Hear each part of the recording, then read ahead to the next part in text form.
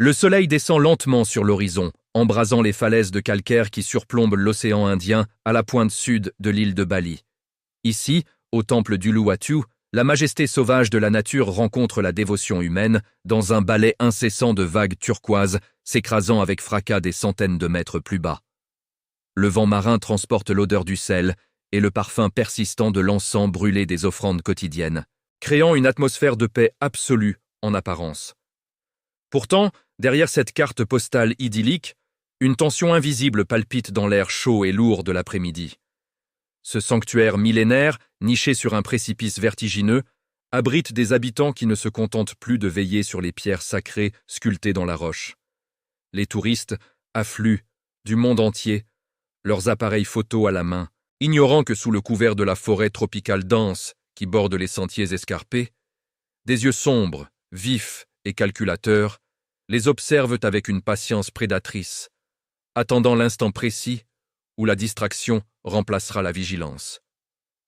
Pour les habitants de Bali, ces macaques à longue queue ne sont pas de simples animaux sauvages. Ils sont les Wanara, les gardiens spirituels du temple, une armée sacrée censée protéger ce lieu saint contre les influences maléfiques. Cette croyance est profondément ancrée dans le cœur de Wayan, un gardien de temple vétéran dont la peau tannée par le soleil et le sarong impeccable témoigne d'une vie entière passée au service du sacré. Wayan connaît chaque recoin de ces falaises, chaque anfractuosité de la pierre grise. Il a grandi avec ses singes, les respectant comme des extensions du divin, partageant ses pensées et parfois ses repas avec eux dans une harmonie qui semblait autrefois éternelle et immuable. Mais depuis quelques années, le regard de Wayan a changé. L'éclat de bienveillance tranquille dans ses yeux s'est voilé d'une inquiétude croissante et amère. Il perçoit une mutation radicale dans le comportement de ses protégés, une évolution sinistre et organisée que les guides touristiques locaux préfèrent ignorer pour ne pas effrayer les visiteurs fortunés. Un cri strident déchire soudain la mélodie constante du ressac. Sur le sentier pavé qui mène au sanctuaire principal, une jeune femme reste pétrifiée, sa main gauche serrant désespérément le vide là où se trouvait. Une seconde plus tôt, son smartphone dernier cri. Le voleur est déjà haut, posté avec une aisance déconcertante sur une branche d'arbre totalement inaccessible aux humains. Ce n'est pas l'acte impulsif d'un animal affamé cherchant désespérément un fruit pour survivre. C'est une opération chirurgicale, réfléchie, froide et sans aucune bavure. Wayan observe la scène de loin, immobile, son bâton de bois poli serré entre ses doigts de noueux. Il remarque la précision du geste, la rapidité foudroyante de l'exécution et surtout, l'absence totale de crainte chez le macaque qui vient de frapper. L'innocence de l'interaction ancestrale entre l'homme et l'animal s'est évaporée, remplacée par une forme de criminalité coordonnée qui défie l'entendement. Le singe ne s'enfuit pas avec son butin pour le détruire ou le jeter dans le vide. Il s'assoit calmement, le téléphone entre les pattes, et fixe la victime avec une insolence troublante, presque humaine, comme s'il attendait la suite logique d'un contrat tacite. Ce qui frappe le plus Wayan, c'est l'organisation tactique de la colonie. Autour du voleur, d'autres macaques se sont postés stratégiquement sur les murs d'enceinte, tels des sentinelles protégeant un périmètre de sécurité bien défini. Ils ne participent pas directement au larcin, mais ils surveillent activement les moindres mouvements des gardiens et la réaction de la foule. Ce n'est pas un chaos aléatoire, c'est une structure hiérarchique, complexe et disciplinée en pleine action. Wayan soupire en ajustant son vêtement traditionnel. Il a remarqué depuis longtemps que les singes ne s'intéressent plus aux offrandes de riz ou aux chapeaux de paille sans valeur. Ils ont appris à distinguer avec une acuité effrayante ce qui a de l'importance pour l'humain moderne. Les lunettes de marque, les téléphones portables, les bijoux coûteux. Ils ciblent délibérément les objets que les touristes seront prêts à tout pour récupérer, transformant un geste de survie en un système de profit sophistiqué. La vérité éclate enfin lorsque Wayan s'approche doucement avec un sac de nourriture spécifique. Le singe ne se jette pas sur l'offrande initiale comme il l'aurait fait autrefois. Il attend, jauge la quantité, évalue la qualité du troc proposé. C'est un échange d'otages à ciel ouvert sous les yeux des pèlerins médusés. L'animal semble avoir parfaitement compris que l'objet qu'il détient est un levier de pouvoir, une monnaie d'échange pour obtenir des récompenses bien plus substantielles qu'une simple poignée de cacahuètes. Avant que nous ne poursuivions cette plongée dans les secrets d'Uluwatu, abonnez-vous à la chaîne et dites-nous en commentaire depuis quel endroit du monde vous nous regardez. Cette découverte que les macaques ne cherchent plus seulement de quoi se nourrir, mais entament de véritables négociations pour des objets de valeur spécifique, marque le début d'une ère de corruption du sacré. Wayan réalise alors avec effroi que le paradis d'Uluwatu est devenu le théâtre d'une mafia animale dont les règles viennent de changer, plongeant le temple dans une ombre que même la lumière du couchant ne peut dissiper. Au cœur de cette architecture de l'ombre se dresse une figure qui hante désormais les pensées et les nuits de Wayan, Cicatrice. Ce mâle alpha colossal, dont la carrure imposante exige un respect teinté de crainte, règne sans partage sur le clan du Sud, la faction la plus audacieuse et la plus redoutée d'Uluwatu. Sa silhouette massive est reconnaissable entre mille, non seulement par sa taille hors norme, mais surtout par la balafre profonde et irrégulière qui traverse son arcade sourcilière gauche, un vestige sanglant de combat passé pour la domination absolue du territoire. Cicatrice n'est pas un simple animal sauvage agissant par instinct. Il est le parrain d'un empire invisible niché dans les frondaisons. Sous son règne impitoyable, les lois immuables de la forêt ont été réécrites au profit d'un code de conduite bien plus sombre. Il ne se contente pas de dominer ses semblables par la force brute ou l'intimidation. Il a instauré une véritable école du crime organisée au sein de sa colonie, transformant les jeunes primates en soldats d'une milice urbaine. Wayan l'observe souvent depuis l'ombre des piliers de pierre sculptés du temple, notant avec une amertume croissante comment le vieux singe instruit méthodiquement les jeunes mâles. Les leçons ne portent plus sur la recherche patiente de racines comestibles ou de fruits sauvages dissimulés dans les recoins escarpés de la falaise. Désormais, l'enseignement porte sur l'art de l'observation silencieuse et de la saisie éclair. Les jeunes recrues de Cicatrice ont appris, sous sa surveillance constante, à ignorer les offrandes banales et les restes de nourriture pour se concentrer exclusivement sur des cibles à haute valeur ajoutée. Ils guettent les smartphones rutilants, les lunettes de soleil de grande marque et les sacs à main dont les fermetures sont restées entr'ouvertes.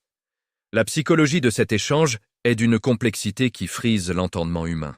Cicatrice semble posséder une compréhension presque surnaturelle de la valeur sentimentale et matérielle que les visiteurs attachent à leurs objets technologiques. Il a compris que plus un objet est indispensable à l'humain, plus la rançon exigée en retour pourra être élevée. Cette capacité cognitive, qui était autrefois perçue comme un signe de l'intelligence sacrée des gardiens du temple, est devenue une arme de manipulation massive entre les pattes de Cicatrice. L'atmosphère paisible du sanctuaire se fissure brutalement lorsqu'une touriste d'un certain âge s'effondre à genoux sur le sentier pavé.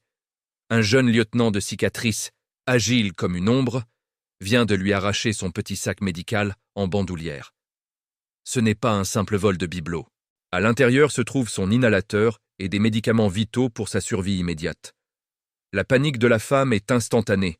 Ses yeux s'écarquillent tandis que sa respiration devient un sifflement rauque et désespéré. Ce n'est plus un jeu de touriste ou une anecdote de voyage. C'est une tragédie qui se joue sous le soleil de plomb. Wayan intervient, sentant le poids de la responsabilité peser sur ses épaules fatiguées. Il s'avance vers le rebord vertigineux de la falaise, où le jeune singe s'est réfugié, tenant le sac médical comme un trophée de guerre. Juste au-dessus, Cicatrice supervise la scène depuis une corniche surélevée. Wayan déploie alors les méthodes ancestrales, celles qui garantissaient l'ordre depuis des générations. Il propose des bananes mûres à point, des quartiers de noix de coco, tout en utilisant ce ton de voix apaisant, mélange de fermeté et de dévotion. Mais l'issue est différente. Le jeune macaque ne jette même pas un regard à la nourriture. Il tourne la tête vers Cicatrice, attendant un signal qui ne vient pas. Le vieux mâle alpha reste de marbre, ses yeux sombres et impénétrables fixant Wayan avec une insolence glaciale. Les offrandes traditionnelles sont ignorées, jonchant le sol comme des reliques d'un passé révolu. Wayan se sent totalement démuni. Son autorité spirituelle s'effondre face à cette rébellion organisée. Le silence qui s'installe est lourd de menaces, seulement rompu par le halètement de la touriste en détresse. Cicatrice ne bouge pas, maintenant un duel de regard avec le gardien. Ce n'est pas seulement un sac qu'il détient, c'est le contrôle total du sanctuaire. Le message est clair, les anciens pactes de respect mutuel sont morts. Dans ce regard défiant, Wayan lit une déclaration de guerre territoriale qui ne fait que commencer. Le parrain de la forêt a décidé que l'homme n'était plus le maître ici, et cette confrontation muette au bord du précipice marque le point de non-retour dans l'histoire d'Uluwatu. Le rituel du rançonnement, autrefois une simple curiosité locale teintée de folklore, s'est métamorphosé en une chorégraphie macabre et parfaitement huilée, une scène jouée quotidiennement sur les dalles de pierre brûlante d'Uluwatu. Chaque échange est désormais une négociation de haute volée où le temps semble se figer sous le poids de la menace. Les gardiens du temple, jadis piliers de la spiritualité et protecteurs des traditions, se retrouvent réduits au rôle humiliant de médiateurs dans un marché noir à ciel ouvert. Lorsqu'un objet est dérobé, un protocole invisible se met en place. Wayan s'approche lentement, les paumes ouvertes en signe de paix. Non pas avec l'autorité d'un maître, mais avec la prudence d'un diplomate tentant de désamorcer une crise. Il observe le macaque qui trône sur un parapet, le trophée entre les mains, et tente de déceler dans son regard le prix de la liberté pour l'objet volé. Wayan présente des offrandes, scrutant l'animal. Si le singe lâche prise, l'équilibre revient pour quelques minutes encore. Mais aujourd'hui, face au sac médical de la touriste dont le souffle s'épuise, la mécanique bien huilée se grippe brutalement. Cicatrice, du haut de son poste d'observation privilégié sur une corniche de calcaire, émet un grognement sourd qui fait frissonner l'échine de Wayan. Ce n'est pas un cri de faim, mais un ordre de guerre. Le jeune macaque qui détient le sac se redresse aussitôt, imitant la posture arrogante de son parrain. Wayan sort des bananes mûres, celles qui calment d'ordinaire les litiges. Cicatrice détourne ostensiblement la tête, un geste de mépris pur qui glace le sang des témoins. Pour la première fois de sa longue carrière, Wayan assiste au rejet systématique de l'offrande sacrée. Ce n'est plus de la nourriture simple que le clan exige. Ils ont développé un goût pour les produits transformés, les sodas et les barres chocolatées que les touristes consomment sans vergogne. Le troc traditionnel est mort, écrasé par une avidité nouvelle que l'homme a lui-même créée. Autour de cette scène de tension extrême, une foule de touristes s'agglutine. Au lieu de reculer pour laisser Wayan agir ou d'aider la femme en détresse, ils dégainent leur smartphone avec une frénésie obscène. Ils filment l'agonie de la touriste et l'insolence des singes, commentant la drôlerie de la situation. Pour eux, ce n'est qu'un spectacle de plus, une séquence potentiellement virale qui fera exploser les compteurs de leurs réseaux sociaux. Cette complicité passive, cet encouragement par l'image, agit comme un carburant sur le comportement de la colonie. En jetant des miettes ou en ricanant face aux larcins, les visiteurs ont involontairement entraîné les singes à devenir des prédateurs de l'attention. Ils ont transformé des gardiens divins en mercenaires du divertissement, corrompant l'essence même de ce lieu sacré pour quelques mentions de popularité éphémères. Wayan observe ce naufrage moral avec une amertume qui lui brûle la gorge. Il se remémore les récits de son grand-père sur un temps où les macaques étaient les serviteurs respectés des dieux. Son dilemme est désormais insurmontable. Son âme de gardien lui dicte de protéger ses animaux, part intégrante de l'écosystème spirituel de Bali, mais sa raison hurle que la limite a été franchie. Comment honorer des créatures exploitant la panique humaine avec une telle précision? La corruption du sacré est gravée dans la pierre. Ce qui était une coexistence harmonieuse est devenu un parasitisme violent, où l'animal ne cherche plus à cohabiter, mais à dominer par la terreur psychologique et le chantage permanent exercé sur les pèlerins. L'incident qui fait tout basculer survient dans un éclair de frustration pure. Un jeune touriste, furieux du vol de ses lunettes de luxe, perd tout sens commun. Ignorant les avertissements de Wayan, il s'élance vers un macaque acculé, décidé à récupérer son bien par la force. C'est l'étincelle que Cicatrice attendait. Dans un déploiement de puissance terrifiant, le mâle alpha fond sur lui. Ce n'est plus une manœuvre d'intimidation. Les crocs acérés s'enfoncent profondément dans l'épaule du jeune homme. Les cris d'horreur remplacent les rires, tandis que le sang macule le sol sacré d'Uluwatu. L'agression est d'une sauvagerie inouïe, laissant les témoins pétrifiés. Le liquide pourpre s'étale sur les bas-reliefs séculaires, marquant la fin irrémédiable de la diplomatie. Cicatrice trône, victorieux, alors que le chaos s'empare du sanctuaire. Wayyan comprend avec effroi que le sang répondra désormais à la provocation dans ce qui était autrefois un havre de paix. Le silence qui suivit l'attaque sanglante était plus lourd que le tumulte des cris précédents. Les dalles de pierre, encore tièdes du soleil de l'après-midi, portèrent désormais les stigmates d'une tragédie que Wayyan avait redoutée pendant des années. L'ambulance avait emporté le jeune touriste, laissant derrière elle un parfum âcre de désinfectant mêlé à l'encens ancestral du temple. Mais le véritable choc vint des autorités locales. Le préfet et les responsables du tourisme, arrivés en urgence, ne parlaient plus de préservation ou de spiritualité. Leurs visages étaient fermés, leurs voix froides comme l'acier. Pour eux, le sanctuaire d'Uluwatu était devenu une zone de danger, un risque majeur pour l'économie de l'île. La menace de fermeture totale planait désormais, et avec elle, l'ordre d'éliminer physiquement les éléments les plus agressifs de la colonie. Wayyan, le dos voûté par le poids de cette nouvelle réalité, écoutait les discussions sur les mesures radicales avec un sentiment de déchirement intérieur. On parlait de cages, de fléchettes tranquillisantes, voire pire encore. Les singes, ces protégés sacrés, étaient désormais étiquetés comme des nuisibles à abattre, une espèce corrompue qu'il fallait purger sans délai pour sauver la réputation de Bali. Il se sentait trahi. Chaque morceau de fruit qu'il avait offert avec dévotion, chaque prière qu'il avait murmurée pour la santé de la forêt semblait s'être retournée contre lui. Wayyan arpentait les sentiers désertés, observant les ombres qui s'allongeaient entre les piliers sculptés.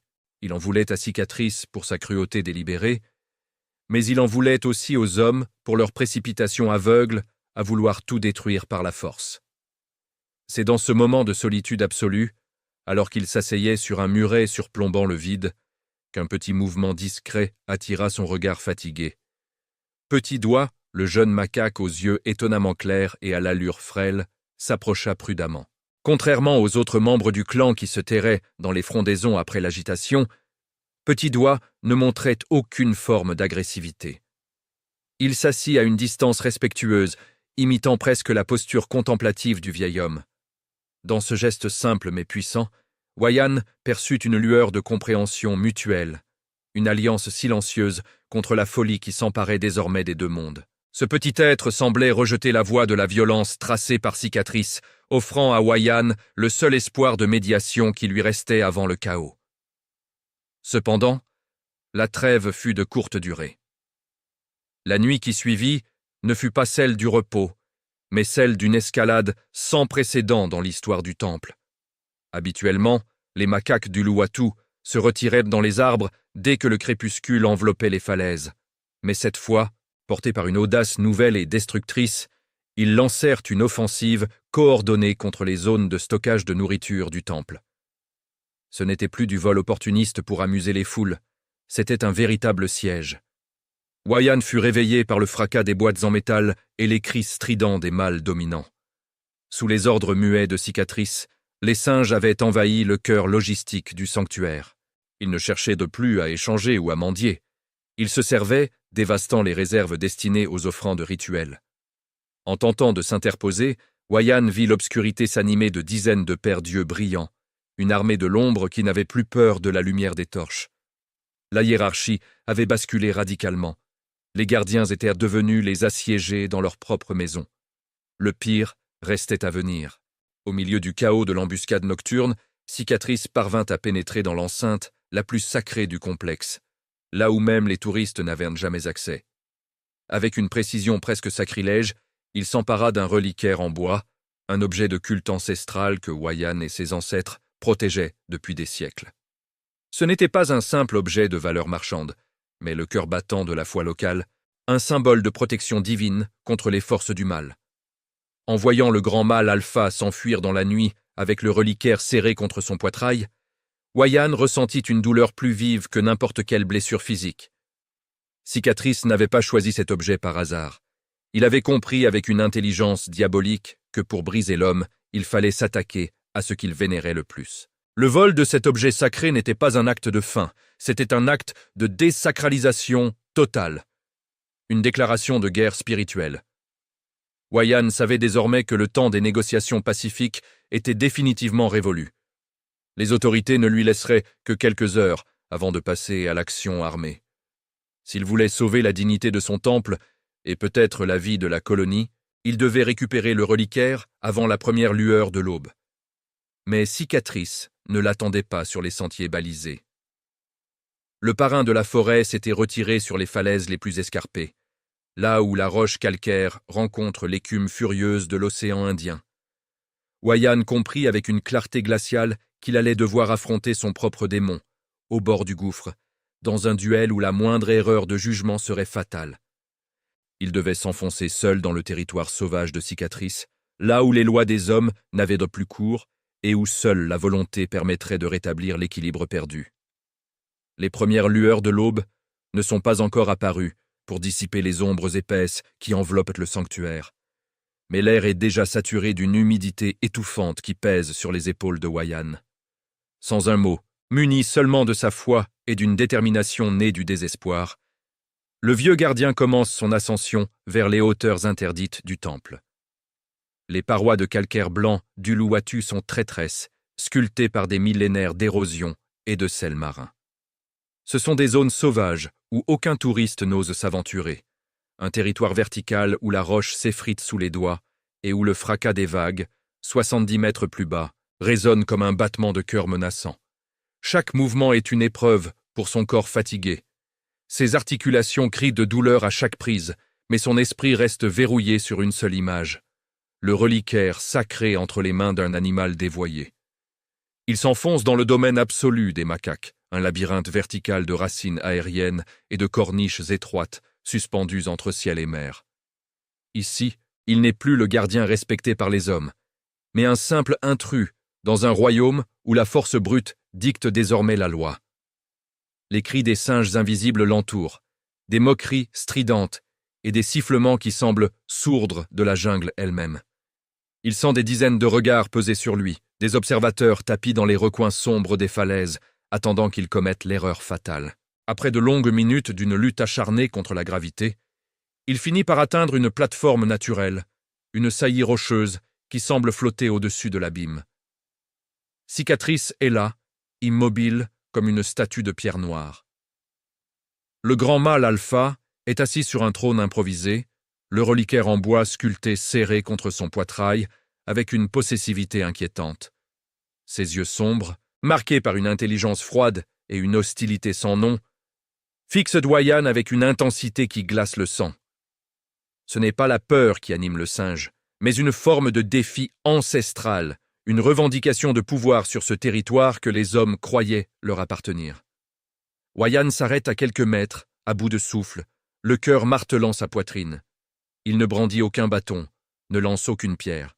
Il sait avec une certitude absolue que la moindre manifestation d'agressivité scellerait le destin de l'objet sacré. Cicatrice n'hésiterait pas une seconde à le jeter dans le vide pour punir l'arrogance de l'homme. Un duel de regards s'engage alors sous la voûte céleste encore sombre.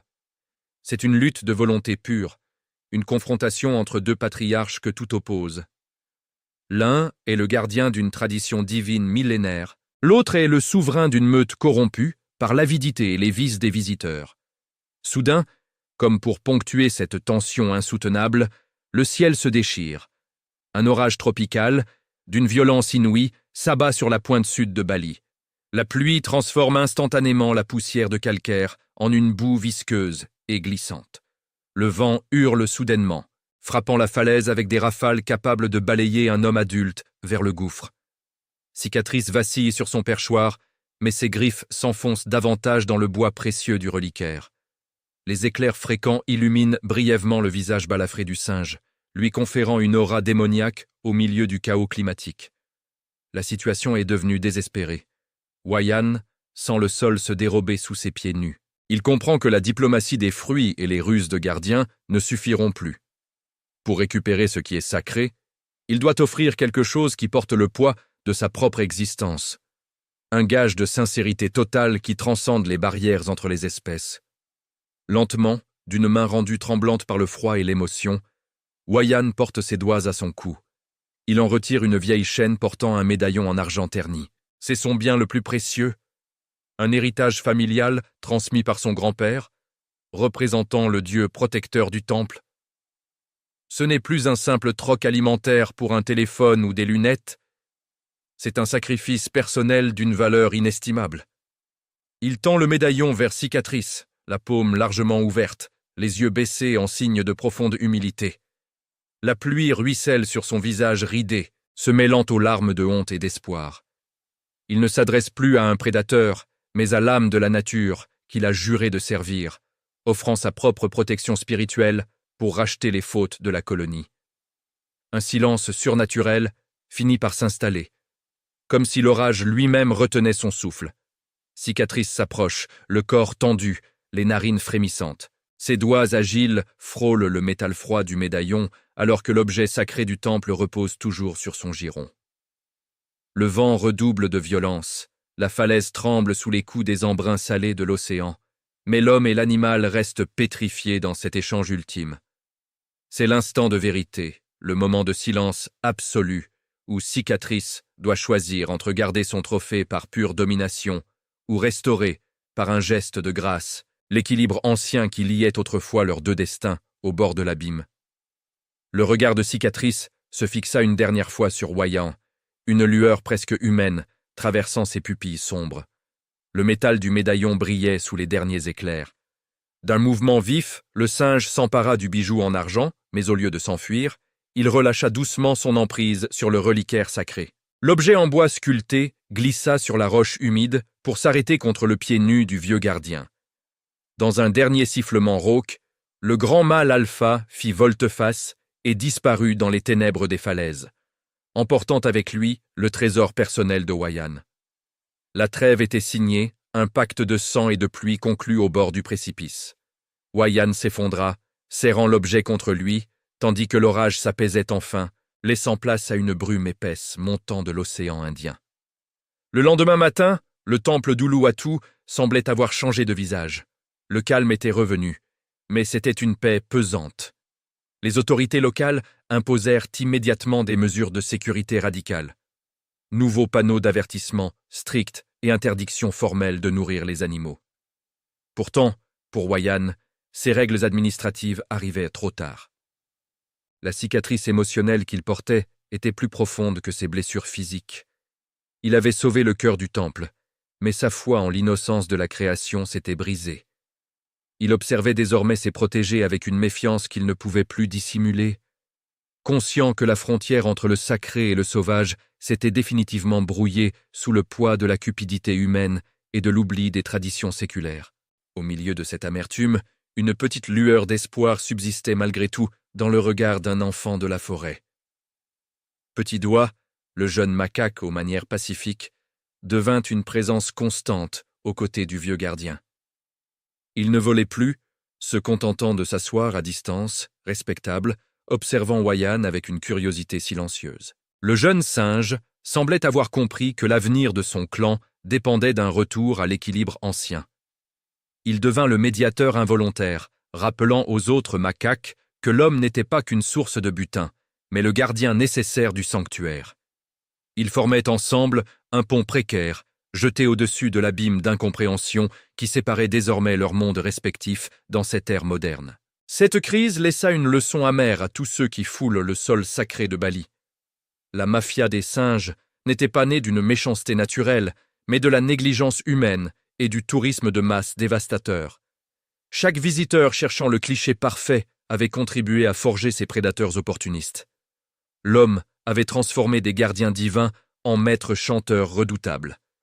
La responsabilité des voyageurs était désormais évidente. Leur présence n'est jamais neutre dans ces écosystèmes fragiles. L'histoire d'Uluwatu servait d'avertissement solennel sur les conséquences imprévues de la marchandisation de la nature sauvage, rappelant que chaque geste peut altérer définitivement le comportement de ceux que nous devrions protéger contre nos propres dérives. Le soleil déclinait lentement sur l'horizon, peignant le ciel de nuances violettes et pourpres. Wayan, assis sur le muret de pierre ancestrale, regardait les vagues se briser contre les falaises. Il savait que le calme était illusoire. Dans les recoins sombres des temples, Cicatrice et ses lieutenants étaient toujours là, tapis dans l'ombre. Le parrain de la forêt attendait son heure, observant les nouveaux touristes qui finiraient par oublier les consignes. La mafia n'avait pas disparu. Elle s'était simplement repliée, prête à frapper au moindre signe de faiblesse.